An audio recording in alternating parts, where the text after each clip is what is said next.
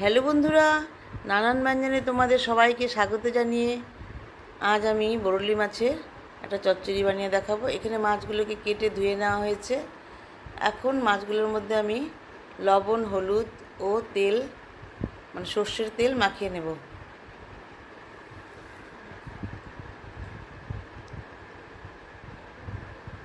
বন্ধুরা, আশা করি তোমরা সবাই ভালো আছো এবং সুস্থ আছো।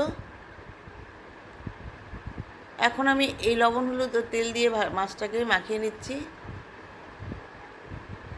এদিকে আমি এখন কড়াই বসিয়ে দিয়েছি। এর মধ্যে আমি অল্প সামান্যই তেল দিয়েছি। তেল দিয়ে দুটো শুকনো লঙ্কা ফোড়ন আর কালো জিরা ফোড়ন দিয়ে নিলাম, দিয়ে একটু ভেজে নিচ্ছি।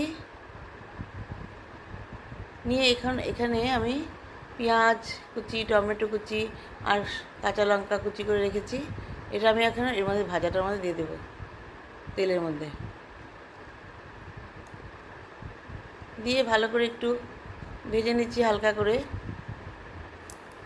আর শুধু পেঁয়াজ দিয়ে করলে ভালো হয়, কিন্তু আমার একটু বেগুনটা বহুত ভালো লাগে, তাই আমি একটু একটা বেগুন চিকন চিকন করে কেটে দিয়েছি। এখন আমি এর মধ্যে বেগুনটা দিয়ে দেব, দিয়ে একটু এখন এই পেঁয়াজ আর লঙ্কার সাথে মিশিয়ে নিব। আর এখন এর মধ্যে লবণ আর হলুদ দিয়ে দিচ্ছি।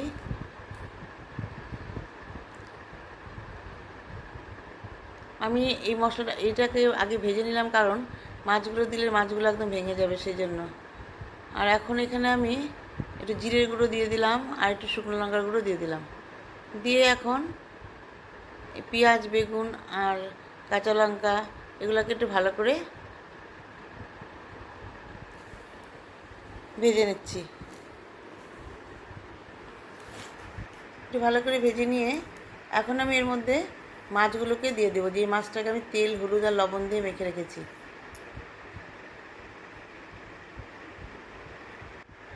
আমার পুরাতন বন্ধুরা তো আমার সাথে আছেই, আর নতুন বন্ধুরা অনেক দূর দূর থেকে যারা দেখছো তারা প্লিজ একটু আমাকে কমেন্টস করবে, সাবস্ক্রাইব করে দিবে।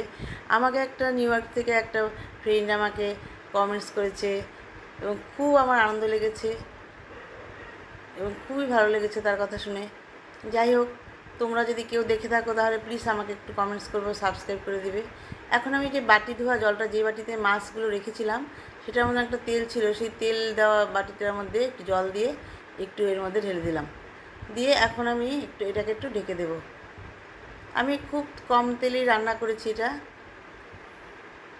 কারণ মাছেও তেল মেখেছি, আবার বেগুন আলুতেও দিয়েছি, বেগুন পেঁয়াজে দিয়েছি, এই কারণে। এখন মাছটা প্রায় হয়ে গেছে। এখন আমি এর মধ্যে ধনেপাতা দিয়ে এখন নামিয়ে নেব।